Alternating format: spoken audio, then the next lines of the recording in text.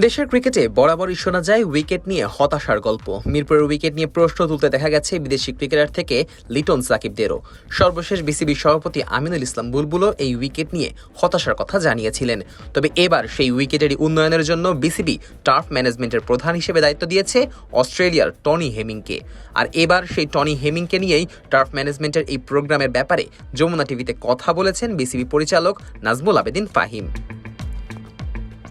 যমুনা টিভির জনপ্রিয় Saturday night sports অনুষ্ঠানে জনপ্রিয় ক্রিকেট বিশ্লেষক এবং অনুষ্ঠানটির উপস্থাপক সৈয়দ আবিদ হুসাইন সামির সাথে আলাপচারিতায় দেশের উইকেট প্রসঙ্গে কথা বলেন নাজমুল আবেদিন ফাহিম।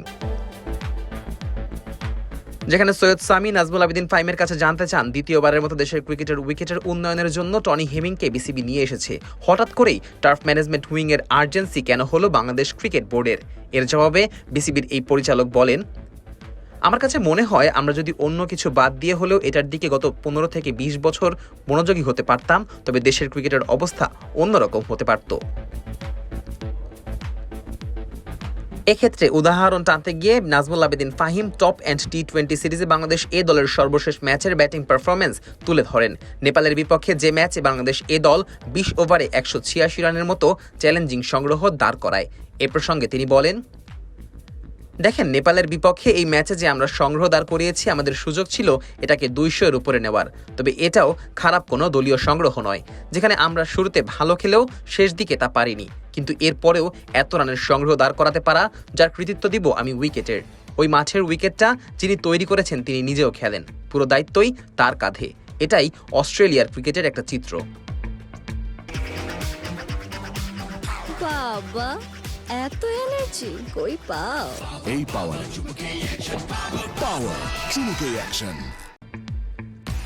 বিসিবির এই পরিচালকের মতে এই ধরনের কোনো উইকেট বা এর কাছাকাছি মানের উন্নত কোনো উইকেট যদি বাংলাদেশেও বানানো হতো, তবে বাংলাদেশের ক্রিকেটাররা নিয়মিতই টি-20-তে এমন 190 থেকে 200 রানের স্কোর করত। টাইগারদের এই অভ্যাসটাই হয়ে যেত। এক্ষেত্রে তিনি সব ফরম্যাটের কথা উল্লেখ করেই বলেন, দেখেন, শুধু টি-20 না, এমন উন্নত মানের উইকেট থাকলে ব্যাটাররা সব ফরম্যাটেই রান পাবে। বোলারদের মাথাতেও তখন চিন্তা থাকবে কিভাবে আমরা এদের আটকাবো। সেই চেষ্টাটা বোলাররা তখন করত। এই চ্যালেঞ্জগুলোই ব্যাটার ও বোলারদের উন্নতির কারণ হয়ে দাঁড়ায়। নাজমুল আবেদিন ফাহিম খোলাখুলিভাবেই স্বীকার করেন, দেশের ক্রিকেটের এই উইকেট কখনোই ক্রিকেটারদের উন্নয়নের জন্য কাজে লাগেনি। স্পেশালি ঢাকার উইকেটে প্র্যাকটিস করতে গেলেও তাতে সমস্যা দেখা দেয়। ক্রিকেটাররা বিরক্ত হয়ে যাচ্ছে। এর ফলে ঢাকার বাইরে যখন ক্রিকেটটাকে শিফট করা হয়, তখন ঢাকার বাইরের উইকেটগুলোতে এই বাড়তি প্রেশার পড়ে। সেখানেও কয়েকদিন পর উইকেটের মান নষ্ট হয়ে যায়।